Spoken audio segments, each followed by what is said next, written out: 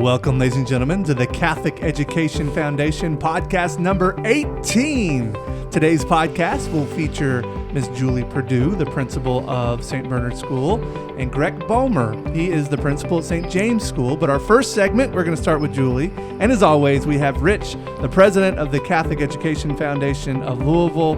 Mr. Lechleiter, what's happening? Hey, things are going busy down at the office, and the tuition assistance thing is rolling. So we are rolling. So before we dive into the whole St. Bernard thing, give us an update on the Foundation's tuition assistance program for the Catholic school families who need help next fall. Yeah, thanks for asking. Listen, it's going extremely well. What we did this year is we moved everything back on the timeline. So in the past, a family would get their award notice for the next school year on or about May 1st. And that's kind of a tight time frame for them generally. And what we did this year is we moved everything back in the process 60 full days. So on March 1st, everybody got their award. And we did this in unison with the high schools. So if you had one in high school and one in grade school, all your awards came in on the same day. So that gave you more time to plan for the next school year. And people have been asking for that, right? Oh, yeah. We've been working hard to do it. And hats off to Michelle Dorman on our team who manages this process, and all the folks in the schools who work so hard to make it happen. So we're not done with the process yet. It'll run through probably, mid-August. It typically does. Mm-hmm. But we think, based on the preliminary numbers, that we're going to have another record year next fall in terms of the numbers of kids we help and the amount of funding they're going to get. So we're excited about that. Phenomenal. That's what it's all about. Fantastic. Yeah, we're excited. All right, our first guest is Julie Perdue. She is the principal of St. Bernard School, located near Appliance Park in the Highview neighborhood. Yep. Hi, Julie. Hi. Julie, tell us about your family and your journey to the role of principal at St. Bernard School. Well, I've been a member of St. Bernard Parish since birth. My grandmother was actually the cafeteria manager there for some 33 years while I was a student. So that's a legacy. It is. I left St. Bernard and went to high school and college, and actually started teaching there and taught there for 9 years before venturing out to other schools, and then came back and had the opportunity to be its leader at the start of COVID. So it was great for the parish community. I think it was a sense of comfort knowing that I was familiar with the campus and the people. I didn't know all of the students at the time, but I knew the families and the community and how to operate it. So it assisted with that transition of the in and out with COVID and such. So at birth, does that mean you were baptized at St. Bernard? I was baptized at St. Bernard and made all of my sacraments, was married, and both my children received their sacraments there as well. Rich, to me, that speaks to the Catholic community, right? It's kind of hiring somebody that knows the community, knows what you're all about. There's a lot of importance to that. Yeah, look, each one of our school and parish communities are unique. They're not all the same. They're different. Different parts of town, different makeup, different composition. And what's really cool about Julie's story is, she's gone full circle. Okay, she went through the school. She made her sacraments. She went to college. She taught. She came back home, if you will. Yeah. And they're busting out there at St. Bernard right now. Things are going well. That's pretty cool. So let's talk a little bit about that, Julie. So how about the school community? What are some of the things that you're doing to make your students and families just better all around? Well, I believe we truly have some of the best parents and students out there. So making them better is just keeping our focus on who we are and where we want to go and what our goals are for the future. When a family comes in to tour, some of the first things I tell them is my goal as an educator is one for our students to feel safe and cared for. Right. So I greet the kids every morning and try to call them all by name. Right. And then the other part is that everyone shows growth and everyone has an opportunity to grow. We're all going to grow at different paths and at different structures, but we all grow. Sure. And then it's to continue to support one another. And build each other up. So we all work as a pretty strong community. I have a tremendous staff and faculty who are all also invested. And it's just a community that, as you said, I'm a legacy and have been there for life. So there's a big piece there. It's home for me. And I want everyone who comes into the building and onto our campus to feel that they're welcomed in at home as well. I mean, I'm sure that doesn't mean you care more, but you certainly couldn't care less, right? I mean, No. you're invested in making that place as good as it can be. I want us to be truly the best that we can be every day. That's pretty awesome. We know that having an exceptional Catholic school takes an exceptional faculty and staff. So let's talk about your team and how they make things happen there. Well, you know how Rich said I came back and went full circle. I'm not the only one in my campus that has done that. Under my staff right now, I have approximately 27 teachers and then support staff. Okay. Out of those, I have probably 8 to 10 that are graduates of St. Bernard or have children who are graduates of St. Bernard. Sure. So they're truly invested in the community of itself. Part of the community. Yeah, that makes sense. So a buzzword, I had the opportunity to attend a principals meeting not too long ago, and it was a principals kind of marketing roundtable, and one of the buzzwords was Catholic identity. Yes. So how are you guys incorporating your Catholic identity at St. Bernard? I think one of the biggest ways that we do it is in our stewardship. So we give as our time and our talent and our treasure. Our families give what they can give. And if they can't give of their treasure, then they're giving of their time and their talents. Sure. And we're teaching our kids to do the same thing. We do various stewardship projects throughout the year where the students are involved and the families are involved, and we always give more than more. Right. We started this past year with St. Baldrick, which is a big thing for Father Chuck, our current pastor. And when he came to us 3 years ago, it started with 12 kids doing it along with him. And this past year, we had 45 students that shaved their head, and we raised over $41,000 for cancer research. So just to see the growth of that. The next thing I'd love to see us to continue to grow is for our kids to experience their faith. I was a cradle Catholic, and I sometimes did things because I was told to do them. With not always understanding why we did it. And so one of the big things I try to get through to our kids is I want them to experience our faith and really love it and see the value of it. So we're really trying to incorporate some of those times within our calendar year, and has the, you change with the seasons and Lent and Advent. We had a big Mardi Gras Fat Tuesday celebration and then totally cleared things out on Ash Wednesday and explained why that was happening. So just letting them to see it from their point of view and have an understanding of why we do some of the rituals and traditions that we do. Makes sense. Oh, yeah. Now, Rich, correct me if I'm wrong, 39 schools is what the foundation supports. Is that correct? Yeah, 39 elementary schools in central Kentucky. That's 26 counties now. 28 of those schools are in Jefferson County, so that's the primary concentration. Well, let's talk about the impact the foundation is making at St. Bernard School.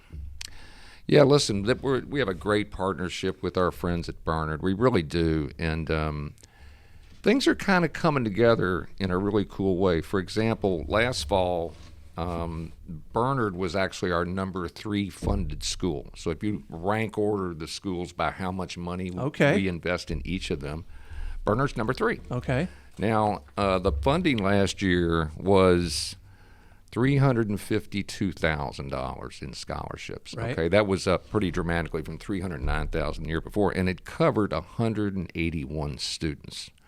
Now, that's significant because the total enrollment in the school, the starting enrollment last fall was 384. Right. So you've got roughly almost half of the students in the school requiring some kind of financial assistance. Well, here's what's happening. The school enrollment's starting to grow again. They grew 24 students year over year last fall, and I think you're getting ready to grow some more, aren't you? We are. So what we're trying to do about access and what Julie and her team are doing around teaching the faith, growing these kids in knowledge, it's all coming together. And guess what? More people want to go to St. Bernard School. It's working. Heck yeah, it's working. Again, it takes a great staff, right? And that's kind of, it starts from the top down. So hence why we have Julie here. All right, Julie, as I mentioned kind of off air here, I am a local athletic director at one of the other local Catholic schools. Yes. And I am so envious of the land and the campus you guys have over there. It's unbelievable. The campus is so nice, the athletic fields. Let's talk about the athletic piece over at St. Bernard. How important is that? Well, it's just as important as their faith and their education. So we try to have like a hearing balance that. between that. I have a great booster club that works very closely with me and in partnership with me, and really works with the school. So not only are they raising funds for those fields, but they're raising funds for within the classroom and stuff as well. They support the academic piece as well, and in that if there is concerns, they assist with those students and encouraging and offering support. And of course, it helps us a little to have, the name of the Braum family on our fields as well. Doesn't hurt. They are a blessing to us Doesn't as well. hurt. And I know Jeff, when he came back in town, where'd his daughter go to school? Yes. St. Bernard. He's a legacy as well, though. Yep. His mother was a preschool teacher there for 40 years. Well, so there you go. So- He wasn't going anywhere else. Yeah. Yeah. So, the sports program is developing as well and growing. We have multiple sports, not any more than any other Catholic school, I think, but I think the community itself and the way that they work together and they partnership with us, and that the communication is free flowing between myself and those that run our academic great. programs are what keep us to be successful. Well, Teague, she forgot one thing. They have the best barbecue sandwich in town. I didn't know this. Okay. This is Oh, news yeah. to me. Oh, yeah. Where do you find this? Like concession stand? Oh, or where yeah. do you? On Oh, occasion, yeah. yes. On occasion? Oh, yeah. But we're also known for our fish. I'm going to take this as a challenge. It's Okay. it's really good. I remember for years we'd go out there when the kids were playing Yeah. games out there, and that's my first The stop. barbecue sandwich. Yeah. Not many people do barbecue. That's Yeah. a little different. It was my first Every stop. once in a while.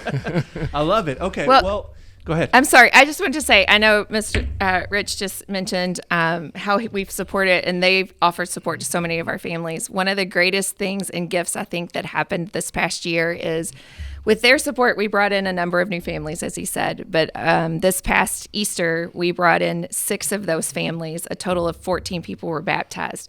And so they were students who we offered support to, who came into our school and started learning more about our faith and then decided to actually become Catholic. So for that transition, it goes back to that Catholic identity piece. Bingo. We're evidently doing something right, Bingo. and I think our pastor currently has a lot to do with that too. But to be able to have that many people decide to choose to become Catholic and do it as a family. I mean, we had 3 families where mom or dad or siblings all were baptized at one time or came into the church. Was pretty astounding. That's what it's about. That's the most defining thing you're going to hear about St. Bernard Community right there. That's it. That's where, again, you go full circle. We start with access. We start to form their souls, if you will, and their minds, and it ends up deepening their faith. Bingo. I think this is a story we need to expand on a little bit, Rich. When we start talking about CF marketing, that's phenomenal, Julia. That's Fantastic. awesome. Fantastic. All right, well let's get back into the school side a little bit. How have you deployed technology in your curriculum, and what are some next steps in that regard?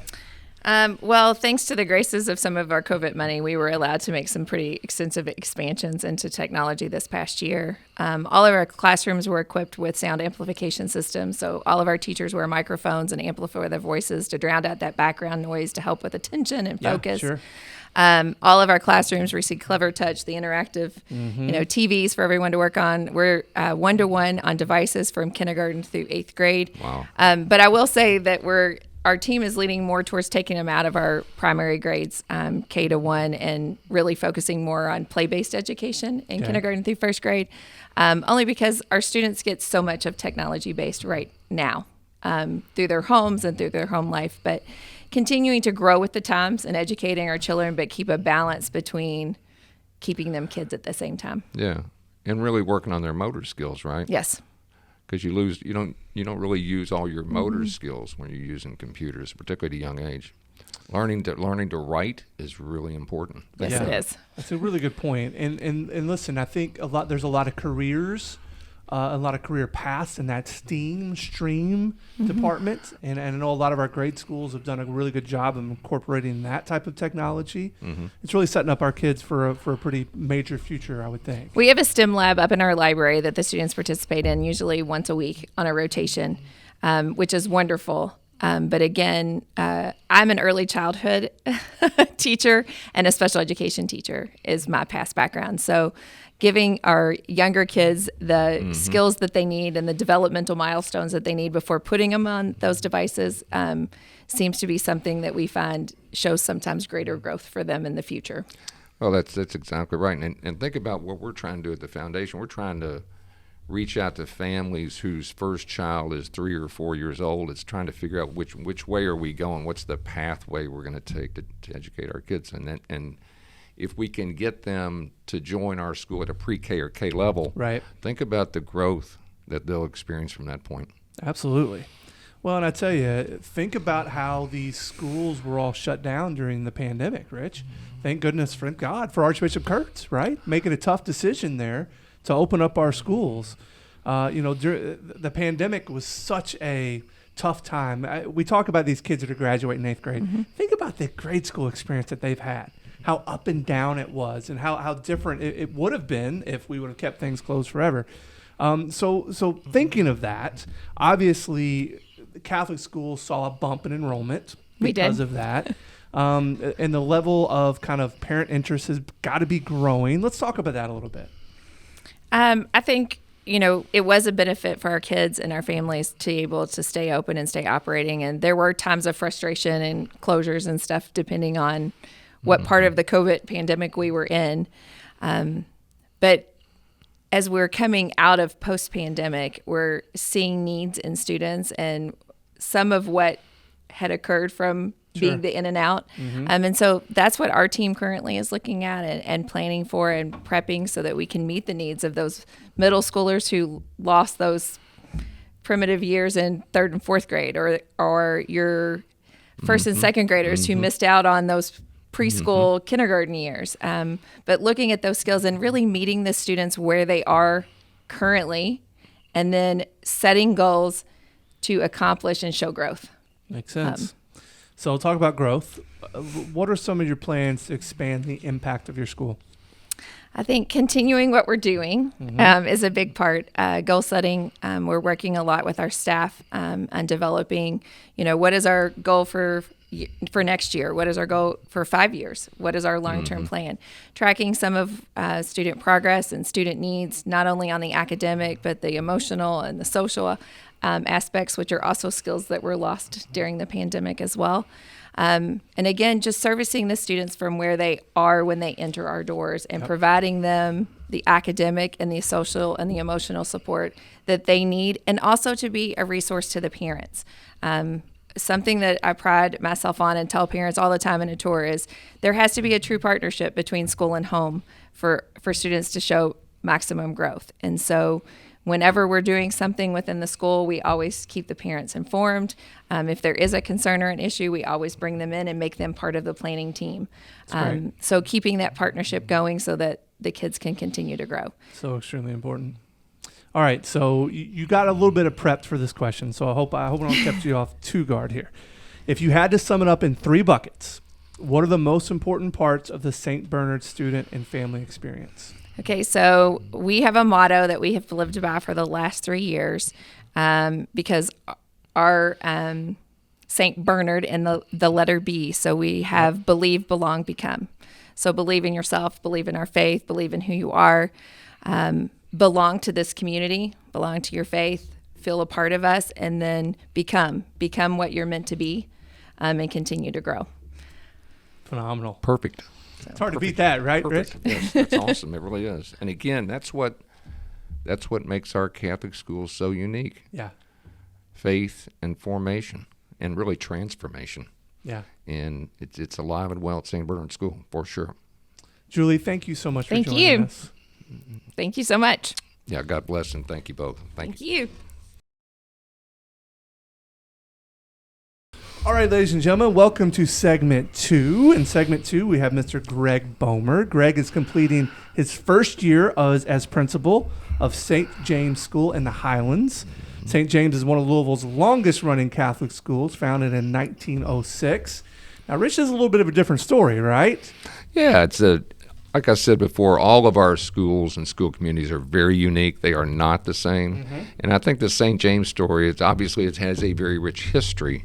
but also has a really exciting recent history that we're here to talk about today as well. An exciting mission that we'll get into here. Absolutely. But Gregg, let's start with your background. It sounds like you have a really interesting journey within the Catholic education that led you to the city of Louisville, and in particular, St. James School. So can you share a little bit of that with us? If there was ever an indication that God plays a huge part in our lives, my story is absolutely it. If it hadn't been for my parents putting me in Catholic education, my wife and I probably would not be married, as we met when she was in 3rd grade and I was in 6th grade at St. Ignatius Catholic School just outside of Washington, D.C. Okay. So unlike my predecessor, Julie, who was just on, I come from all over. I was a Navy brat, so born in San Diego, baptized San Diego, First Communion in Virginia Beach, and then we moved to Maryland, and where I attended St. Ignatius, went on to Bishop McNamara, and was very fortunate enough to attend a Catholic university in the University of Dayton. But that didn't take me right into Catholic education as a profession. I spent almost 20 years in the horse racing industry. Okay. And when my wife and I started dating and we got married, I was not going to run all over the East Coast racing horses. So she said, well, what do you want to do? And I was like, my background's PR. Get a gig at Baltimore, D.C. Okay. There's more PR houses and law firms Sure. in that area. And she goes, no, what do you want to do? And I guess I'd never thought about it, and I had coached swimming and baseball and basketball, and I was like, it'd be great to teach, but never taught. I was a math geek in high school. Okay. And she's like, well, you don't know until you take a look. So 1 o'clock in the morning on a Saturday night, I'm looking, and I come up with this math teacher ad at Mount St. Joseph, Xaverian Brothers School, just like St. Ed's. Yeah. And it was very interesting because the next morning I get an email back after I'd fired off a resume and a letter. The assistant principal said to me, I have to meet the person behind this resume. So I go in and she's like, first thing she does, I sit down and she says, come over to my desk. I need you to find this. The ad. And she goes, you think you can do it? I said, yeah, I was in Baltimore Sun, Couldn't find it. And I looked at her and she goes, we'd already interviewed everybody we were going to interview. We pulled the ad 3 weeks ago. And I'm really? like, whoa, you talk about the hand of God. That is there. divine intervention, isn't it? And the most interesting thing about it, tying everything back into Louisville, and many of your viewers will probably remember the name Brother James Kelly. Oh, yeah. Brother James was president of Mount St. Joe at the time in 2006, and he was the one who gave me my very first job in education. A couple St. X grads right here will understand that. Okay. So the interesting thing about my trip through education is that Mount St. Joe was located in the inner city in Baltimore. We had kids that drove brand new BMWs the day they turned 16, and we had kids that took 4 public school buses to get to school. Very, very interesting dynamic, but it worked. Yeah. The schools that I taught in Tucson, Arizona, St. Augustine Catholic High School and Santa Cruz Catholic School, if you take out the snowbirds and you take out the retirees, your poverty line is pushing 50%. Right. So it really felt good to really try to make a difference in these kids' lives that we touched in the classroom, whether as an administrator or as a teacher. And I think that carried over into my position at St. James. I had no intention of being at Louisville for another couple of years. We bought a place out in Shelbyville, wasn't set up for horse property. Okay. And we were like, we got 2 years. Right. And a friend of mine gave me a heads up on the principal position at St. James. He's like, this might be the school for you. And I'm like, we're not ready to go. Yeah. God had other plans. Another intervention. Now, Gregg, were you a trainer? Is that what you did with the horses, or? I was the director of corporate communications for the racetrack. Okay, all right. I did we had a local TV show on the ESPN affiliate and a radio show also on the ESPN affiliate. And then I got into playing softball with a bunch of the trainers and drivers. Next thing I know, I have one horse, and then started training a stable at one time. It was absolutely insane. Stuff you can do when you're in your 20s and early 30s. Sure. I had 25 in the barn at one point, racing awesome. all the way up in New York, down to Florida, across to Ohio. So it was I find awesome. that fascinating. Well, let's talk a little bit about St. James, and obviously, Rich, you have some connections there with St. James School and history. Let's talk about that a little bit. Yeah, our family loves St. James community, and particularly the school. My late father was a 1942 graduate. There you go. From the school, and all, as you listen to stories from your parents about, their high school and their college experience over the years, he never talked about high school and college. He always talked about St. James and the impact it had on his life. It was very telling. And so, again, great tradition, rich tradition in that school for that many years. And if you look at the alums that have come out of that school over the years, it's pretty amazing. Monsignor Horrigan was a graduate. The former mayor of Louisville, Frank Burke, was a graduate. Romano Mazzoli, our former U.S. congressman, a St. James kid. The list goes on and on. And it's just a pretty amazing. It's a small school, but just an incredibly productive place. Well, let's talk about more of its recent history here. And there's a very unique mission at St. James. What can you tell us about that? Well, I'll start, and I want Gregg to talk more about it, because I kind of got involved at St. James maybe 3 or 4 years ago with Mike Polio, who's a leading parishioner over there. And look, the school was struggling. It was struggling on its academic curriculum. It was struggling financially. Enrollment was going down. People were asking questions about, gosh, can this thing keep going or not? And it was, I would say, looking back in time, it was pretty dire. It was pretty dire. Something had to be done. And I'll say this about this community. It came together. Mike really led this group, and he put a group of people together. I became part of the group, some alums from the school, probably 35 or 40 people. And he created a fundraising group because we had to do something to supplement the finances of the school. It was headed south. Yep. And very quickly that group came together to kind of sustain the thing financially, because that was issue number one. The finances were out of order. And then issue number two was, how do we improve the academics? What's the product? This product's not measuring up the way it should, to be honest. What are we going to do to fix that? And I'll let Gregg speak to that, because that's the really hard work. That's the really tough job. Yeah, Gregg. Well, I agree with Rich to some extent. I really think the tough work, the foundation that they laid, they basically came in and set the school up for success between the alum and the different people that raised the monies to be able to allow the school to prosper, both from an enrollment standpoint and from an academic standpoint. The school is not here without their support. One of the things that I felt had to change immediately was the culture of the school. And Julie had mentioned before, getting the students to believe in themselves. I needed to get our families to believe in the school. And so, one of the first things that had to happen was that this school has tremendous tradition. It is rich in history, and we need to get back to that. And we need to get these guys proud of their school.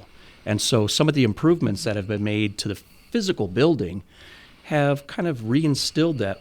I go to St. James, we have a brand new gym. And we're redoing our auditorium, and we're going to bring back our music and theater program and do some great things. We have a STEM lab in the future. So when you get the kids excited about their school, and you get the families, whether they are talking about it in the hair salon, at the barber shop, at a restaurant, that becomes one of your best marketing tools when people are saying very, very good things about your school. And we do have a very, very unique mission. Which is what? We serve students from all over Louisville. We are fortunate to be able to afford a bus that we do not charge our families for, and we bus kids from all the way from the west side along a route that basically just gets us under the bare minimum or the maximum of an hour for kids to be on a bus. And we bring students to our school who otherwise would not be able to go to St. James. Yeah, this is a great connector here, because they partner with Community Catholic Center, which is Portland-based, and it's a very comprehensive program in partnership with the school and beyond that, if you will. And a lot of these kids, transportation's issue number one. Some of them don't have a car. Right. Some don't. A lot of them don't own a home. Right. So they've got no shot of going to any Catholic school. In fact, I guess St. James, by the way the crow flies, is probably the closest school to West Louisville. Think about that. It's on Eastern Parkway and Barstown Road. So St. James becomes kind of the centerpiece for these families to educate their children. And there's probably, 35 or 40 kids that are coming in every day that are either live in Portland or the West End, basically, or Algonquin. And you know what? There's 35 or 40 lives being changed right in front of your eyes. It's a phenomenal story. And I've been over to St. James a few times to take pictures. And one of the things that I've always noticed, Greg, and I don't know that I've been there since you've been there because you're in your first year, the kids always seem really happy. They're excited to be there, right? They're happy to be in the environment they're in. They feel safe, and it may not feel that way in other situations they've been in. That is absolutely the atmosphere that we want to be able to create. And if there is not that comfort, if there is not that feeling of belonging, and knowing that your teachers, the administrators, believe in you, that they are able to come to school, learn, right, and basically set themselves up to, you hate to be trite and goofy, but change their stars. Yeah.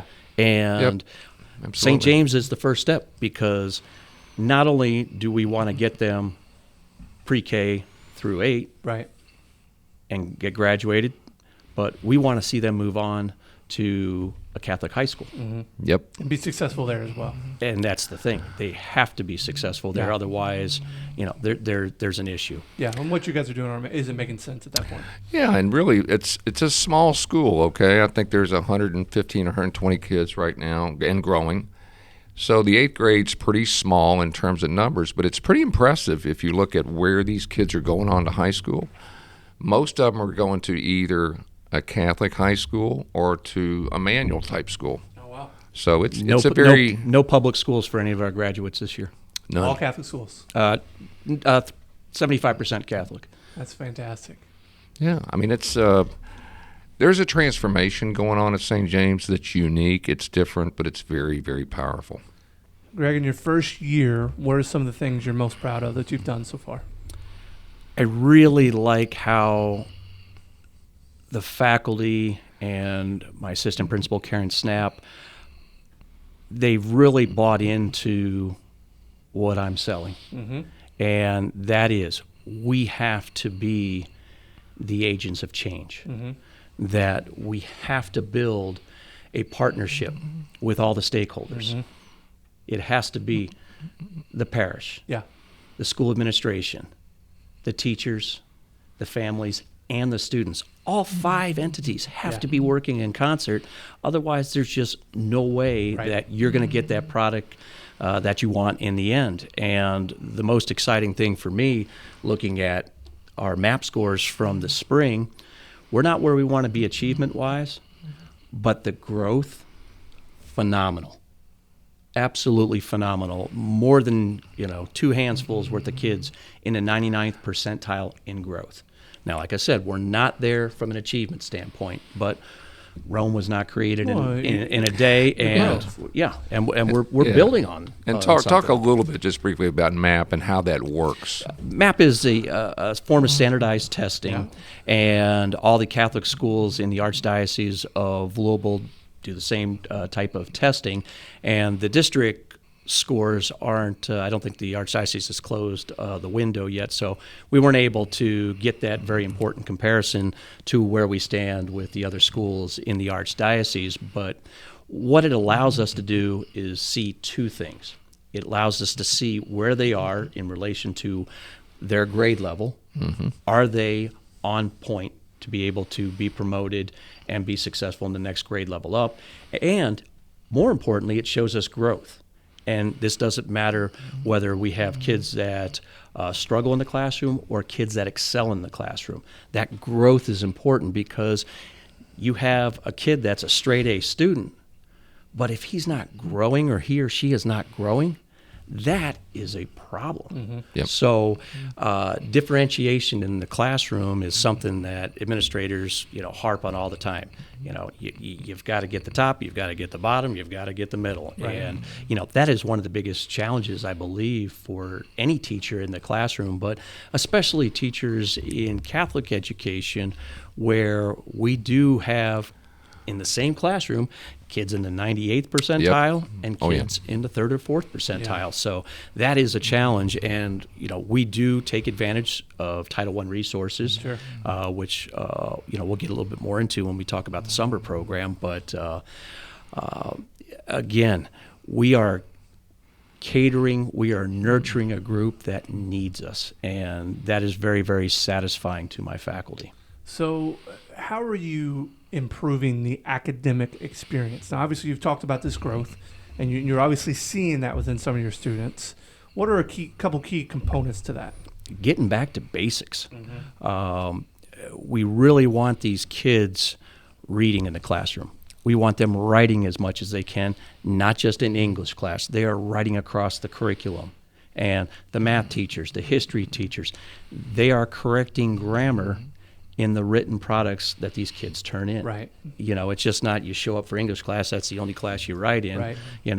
If I ever get away from seeing the word ain't, I'll be a happy person, and I could retire a very Understood. happy Sure. and successful principal. Well, the other thing is, and I saw this in my business career, 35 years in business finance, the one weak link in the business side of things is most of these men and women weren't very good writers. They didn't have enough training early in their academic careers to become good communicators, particularly of the written word. Yeah. And I was continually frustrated over the years by people that were very bright in finance and accounting, but had trouble communicating with other people. And it really hinders your career and hinders your life. It really does. So having this basic skill to learn how to read and write, you kind of laugh about it. At the end of the day, it's a serious issue. Oh, absolutely. And With particularly all the for these technology kids. too. A lot of kids aren't getting as much of that. But with the OMG, iPads LOL, Right. Absolutely. BRB, and it's Yeah. just like these kids have the English language has become somewhat of a lost art. Well, now there's new things like CAP.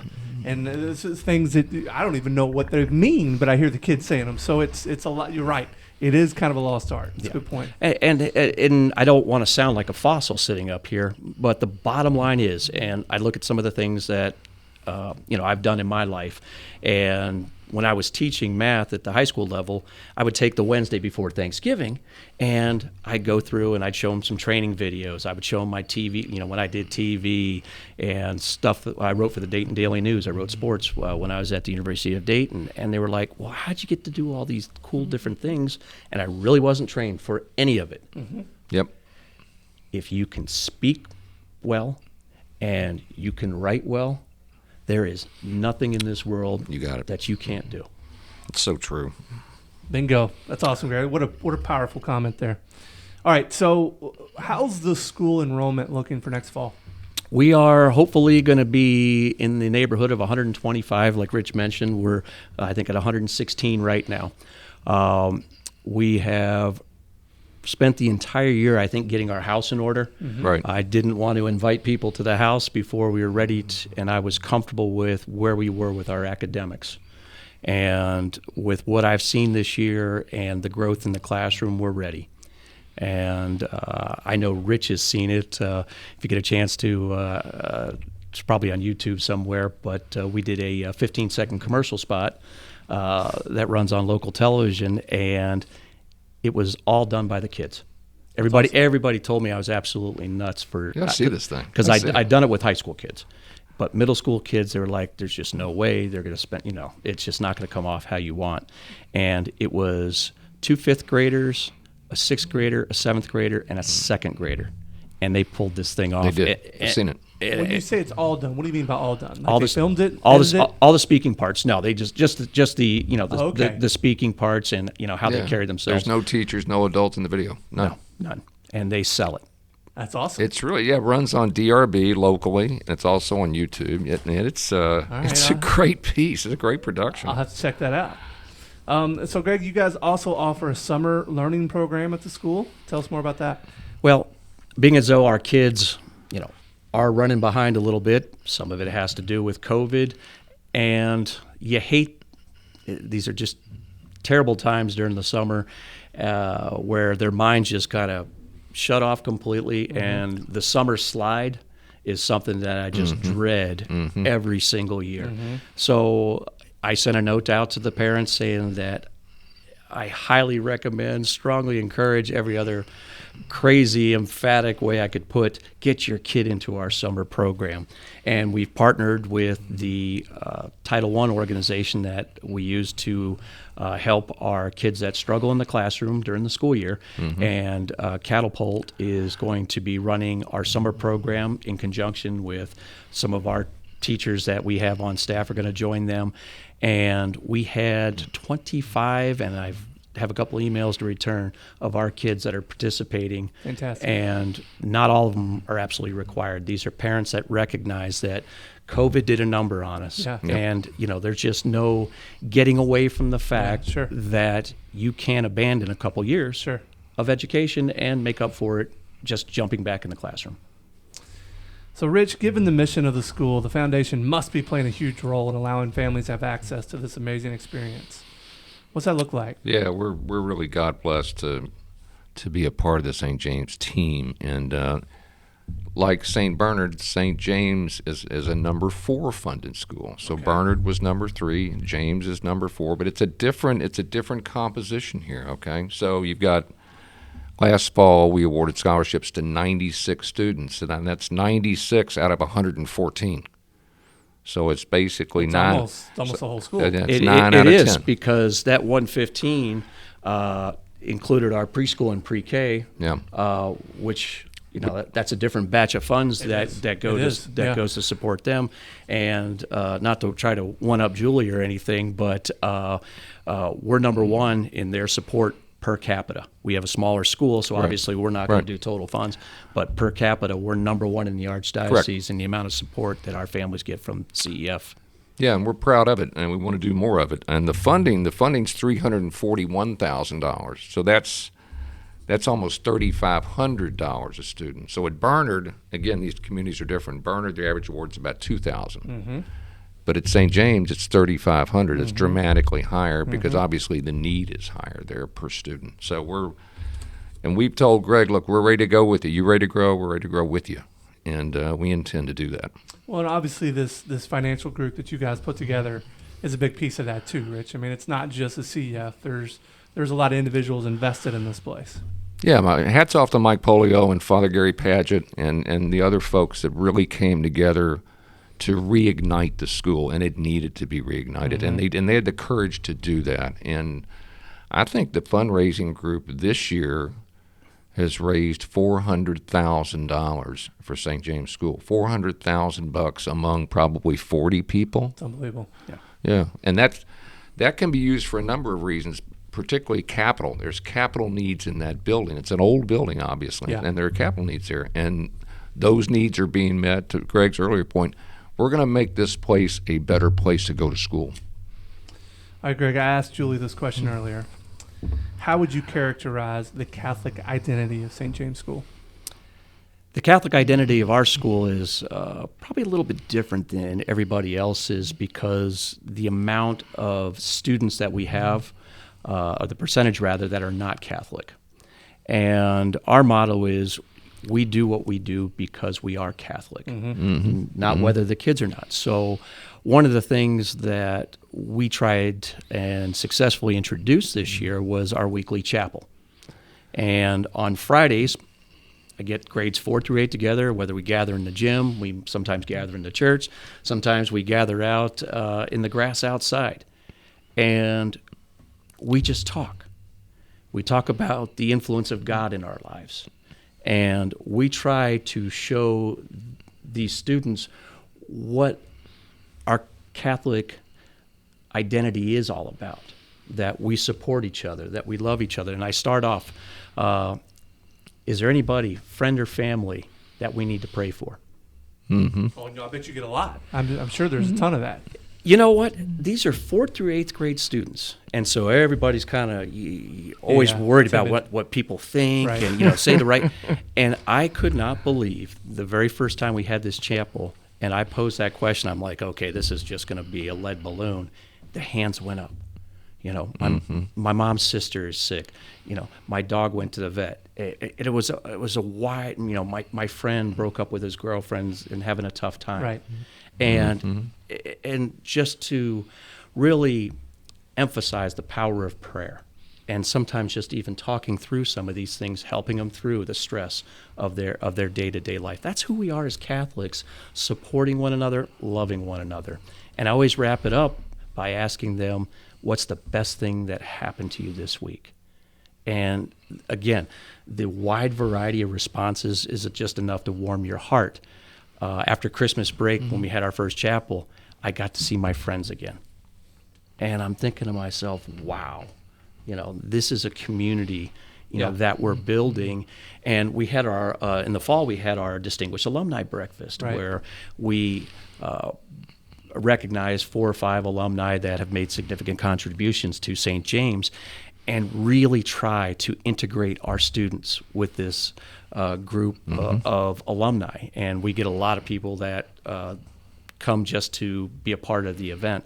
And that's one of my goals as a principal with a school that has such a history, is to get the alumni group involved in the school. And I'm not talking, I don't want dollar, I want them involved. Involved, sure. And the most amazing part of that entire morning, Rich, was watching my students talk to some of these people that had graduated 30, 40 years ago and engaged. And it was just, it shows me that we're on the right path. It's awesome. That these kids feel comfortable enough in their skin talking to very, very successful people, not only in the Louisville community, but we've had, some come back. Beyond that. Yeah. And I was there at the event and witnessed it, and it's particularly the middle school kids, right, that are trying to ferret their way through the journey, and that whole event that day markedly impacted them. You could see it. You could tell by just interacting with some of the alums. Sure. They're like, gosh, maybe I could do this too. Yeah. I could be him. Yeah. I could be in that I can do that. And that's that's a principal's teacher's dream. Yeah. That you have somebody come back to your school and want to teach and pass on the gifts that they received. Sure. Mm-hmm. Well, Gregg, it's pretty apparent to me why you're the man that they've chosen for this job, because it's not an easy one. Now, I will stop you. I will stop you right there. I'm the conductor with the wand. The people that make it happen are the teachers and the faculty. It's and that's what a great leader would say, right, Rich? Yes, absolutely. So I get it, Gregg, but we're going to give you your praise here. I want to extend a big thank you to both Julie and Gregg, two of our city's great Catholic school leaders. And while these schools offer such a unique journey to each of their communities, Rich, the common thread for all their family needs in this is? The answer is yes. Thank you so much for joining us for podcast number 18. We will be back with you for podcast number 19 with some more great guests. We're very humble to our listeners. Thank you for listening. We're going to keep trying our best to give you some great content. God bless, and thank you both. Thank you, gentlemen.